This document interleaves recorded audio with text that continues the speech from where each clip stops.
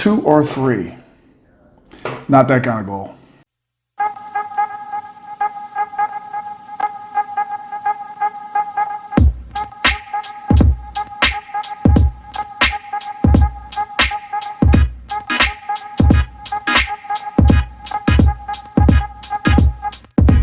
Okay, let's get into goal setting. Goal setting is probably one of the most important things that you can do in life and in officiating. And if you don't do it, you're probably going to be a little harder for you to achieve your goals. We always have to set some kind of goal in life, and that's kind of what we're going to go over. First thing about goal setting is they need to be things like specific, measurable, achievable, realistic, and timely. Okay, so they got to have a time limit on them or some kind of time, or you need to reset your goals if they are not these things. So what is a goal? What is a goal? What are goals? I'm not talking about making a basket in basketball or scoring a touchdown. I'm talking about what is an actual goal. What do you do when you set a goal? Goals should always be the object of a person's ambition, should be an effort to aim or to a desired result. They are always those things, okay, regardless. So it's like an objective. It's getting to something, achieving something. Your holy grail, your top notch, the top of the mountain, whatever that is, you need to set some level of goal and achieve that goal. A goal is simply something that you want to achieve and want to come up with. It is really personal. It is not what I say your goal is. It's not what your mentor says your goal is. It's not what your assigner says your goal is. It's just a goal. There are 3 types of goals that I think that are always important. First off, you need to set a long-term goal, a mid-range goal, or a short-term goal. Okay, let's start with the short-term goal. Short-term goal is something you want to do in a relatively short period of time. If your career is starting right now, it probably is going to be something very simple and very measurable. Like, hey, I want to work 20 games a year. That's a goal, okay? I want to make a certain amount of money. That's a goal. Those are goals that you have to achieve. But they could be something like, hey, I want to work my first varsity game. That might be a short-term goal as well.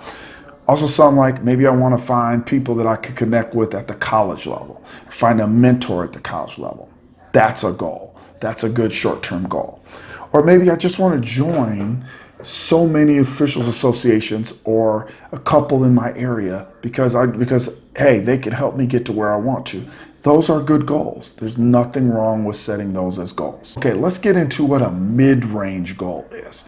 A mid-range goal might be something that maybe in turn kind of helps you to get to that long-term success or to that long-term, but maybe something you have to achieve in the middle of that or on the middle part of your career or on a step maybe to get to the other step. So you've already achieved your short-term goal. Now you're setting a mid-range goal. Now, let me make this clear. You must set a short-term goal first because maybe you don't even know what your mid-range goals are going to be if you don't have a long-term. This is the top part that's often skipped, often not thought of. What kind of things would it be? Maybe I want to work in so many certain level of conferences in a year, or maybe within the part of my career. That's a good goal. Those are good things. Those are good things that you want to achieve. Maybe I want to work a prestigious tournament, maybe at the holidays, maybe a tournament that all the top officials work. I want to get to that point because maybe if you get to that point, it has a certain level of validation for your career. So you want to be able to set those kind of goals. A lot of times, people do not even consider things that aren't officiating related, that they're not related directly to the assignments they work or the games that they work. Some goals in officiating have to do with other things that you're doing in your life or other things you're doing related to officiating. How you interact with your local officials association. Those are things that can be goals. So maybe I want to be on an executive board at some point. Maybe I want to achieve or become the president of this organization. that can help you get to where you need to be. Maybe also I want to attend a college camp or something like that to maybe get to a long-term goal. Maybe I have not attended a camp outside of my high school association. So maybe that kind of goal. You might have some requirements at the high school level, but you don't have requirements at the college level. You don't have requirements to get to the G League or in pro ball. So maybe you say, hey, I've achieved a certain level. Now I want to get to that level of ability and maybe work on getting to that level by going to a camp. What does a good long-term goal look like? Again, these are personal. So like, for example, like a lot of people when they get started in officiating says something like, hey, I want to work in the NBA. And you may not have any idea what it takes to get in the NBA, but you want to work in the NBA. You want to work a Final Four. You see the highest level of officiating and you say that you point to those things that you want to do, know what you're setting. But again, these are your goals. I'm going to get into how to achieve them, but they're your goals. Okay, first of all, I think with any goal, you must be specific. You must be very specific. If I say get to the NBA, that's a very specific goal. If I say I want to work a men's Final Four, that's a very specific goal. You need to set a specific goal. It needs to be specific for a lot of reasons. Goals are better when they're specific, because then you kind of know exactly what you want to do and why you want to do it. You know exactly what that goal is. If you say, hey, I just want to work basketball, and then you don't set any goals, well, maybe you may not be satisfied if you only work 20 games a year. You may not be satisfied if you never get to another level. You may not be satisfied if you're not working in so many conferences. So that's why you set goals. Also, do not set goals based on other people. They're not their goals. They're your goals. Again, you need to set goals that you think that you can achieve, that you think that you want to do, because again, some people don't want to work other things. There are officials in my area who love working both girls and boys basketball. That makes them happy. It doesn't make everybody happy. It might be miserable for you to go out and do a boys game when you really like the girls side, because maybe the boys games have too much drama. Or maybe if you're working middle school, a lot of middle school, you may not be happy with that. Or even at the college level. College level sports, a lot of times, do not appeal to people because of all the stuff that it takes to be at that level. But again, you need to set a goal and it needs to be specific to you. Okay, now that you set that goal, what do you want to do with that goal? What does that goal mean to you? Okay, first of all, find out what it takes to get to that goal. Don't just say, hey, I want to work the Final Four, and then you never pursue it intelligently or with purpose. What camps do I need to attend? What other trainings do I need to go to? Do I need to attend a certain meeting to get the opportunity? Do I need to let the assigner know that I'm working at that level, that that's the goal that I want to set? Let them know. Again, find out how it is. Talk to people that are at those levels. If you never talk to people that are at Division I level and you say, hey, I want to go to Division I level, it may never work out. It may, because you may not know the right steps. You may go all the way around the world to try to achieve that goal and never get that opportunity. As opposed to if you speak to somebody who actually has achieved that goal or has gotten to that level or has some insight, they can give you the steps. So maybe your journey will not be as long, or at least if your journey is in that direction, you know if it's realistic.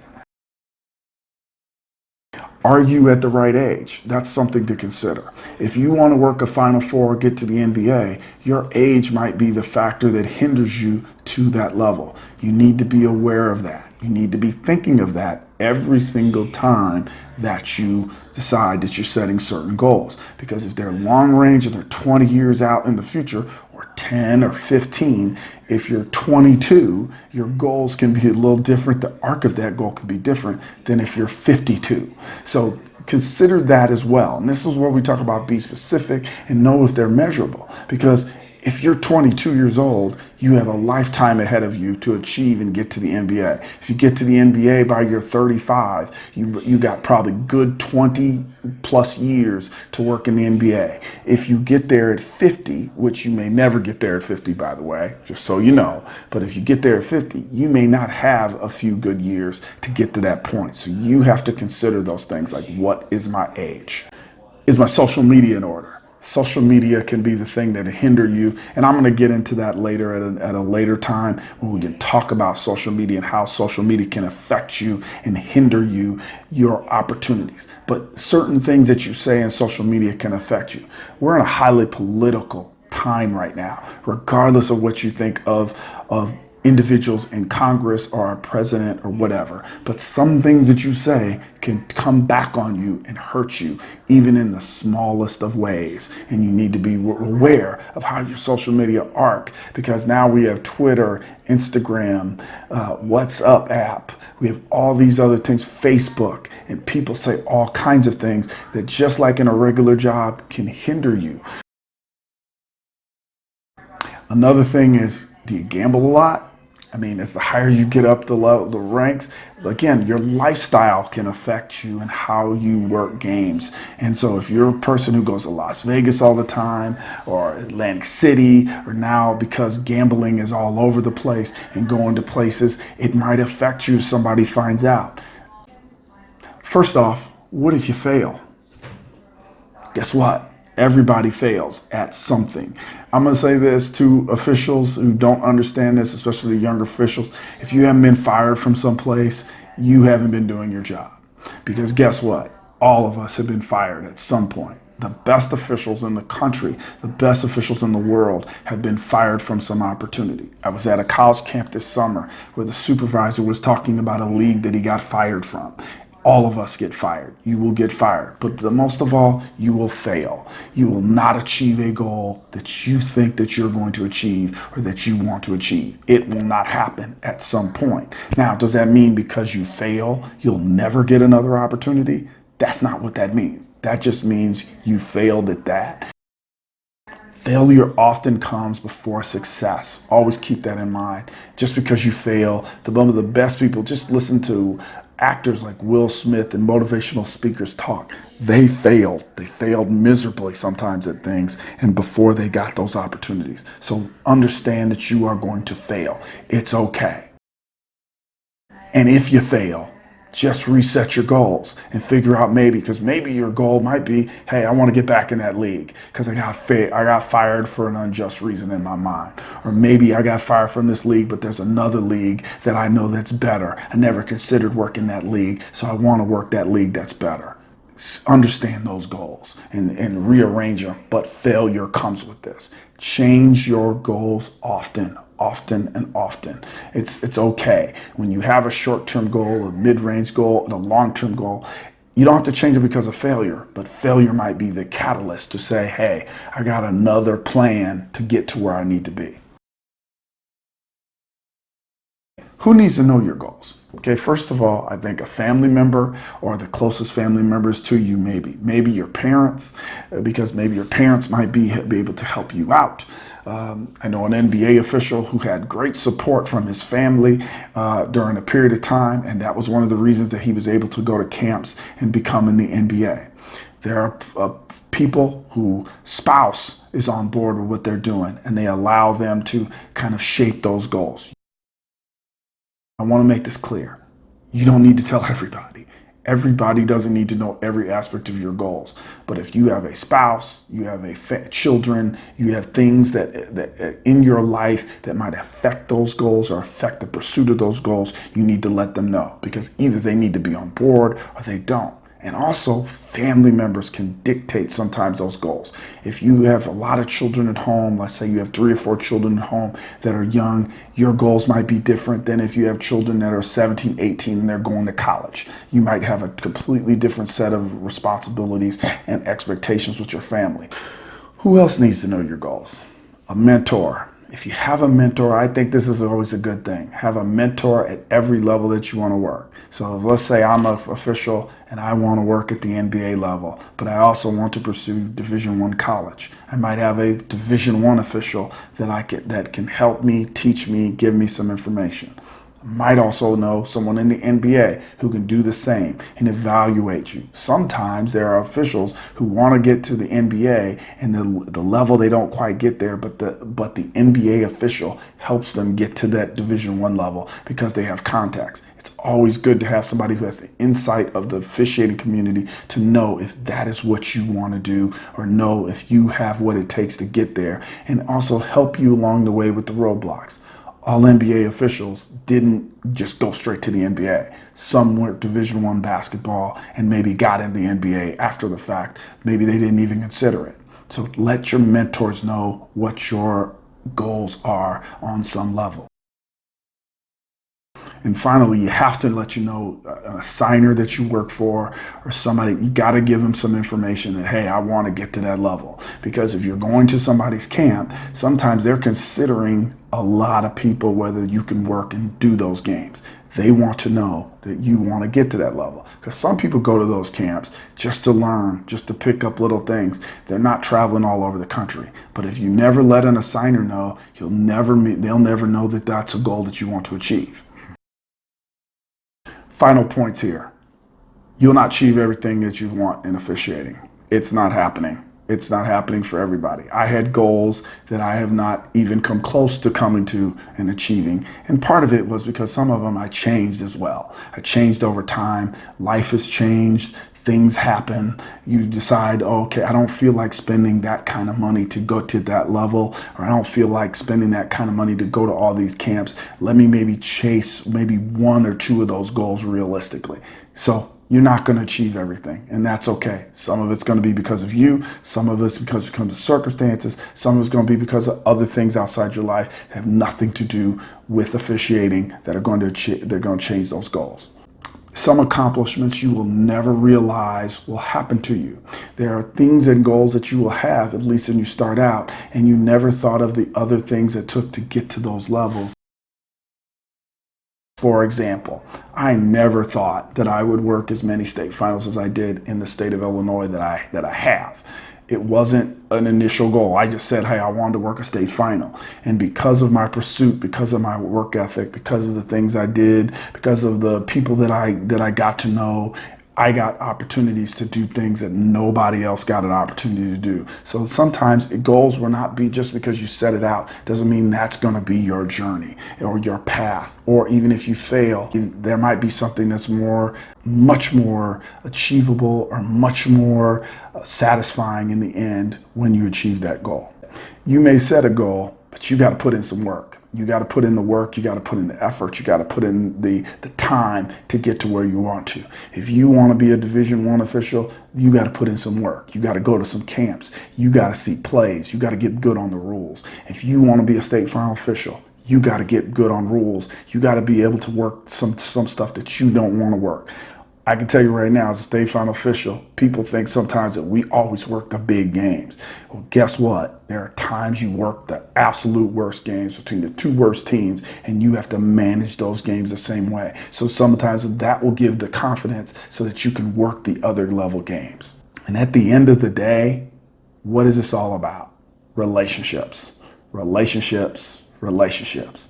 You notice I talked about a lot of people that will help you or help that you got to consider when you're trying to achieve these things. But I can tell you now, one of the biggest parts of doing this as an official is the relationships that you deal with and the relationships that you come in contact with. Your relationships sometimes mean way more. I had a friend who got in Division I this past year, and one of the things he sent me the nicest letter, just talking about our experience on his journey to get there, which meant more to me than almost anything else I achieved. I would give back every bit of things just for that moment that I had of appreciation that he thought of me, about the journey that we made and the journey that he achieved, because I was happiest for him probably more than I would have been for myself, because I knew how hard he worked to get to that level. This is about relationships. It's not about anything else. It's about relationships at the end of the day. Appreciate the relationships. You'll remember the relationships way more than you'll remember the games that you worked and the buzzer beaters and the other things that you will not remember when you officiate. But you'll remember the time and the relationships that you had with the people that you care about and love and appreciate. Thank you for watching the video to the very end. I hope that you got something out of it that you had not considered in the past. But also, if you like the video, press the like button and let us know what you think. Also subscribe to our page as well so that you can get information on the content of the page, and go ahead and hit the bell so every time I put out a new video, you get an information immediately about the video. But then I want you to comment and let us know any suggestions that you have for the page. Again, don't forget to like, subscribe, hit the bell, and comment. Hope you enjoyed it. This is Officiating Born.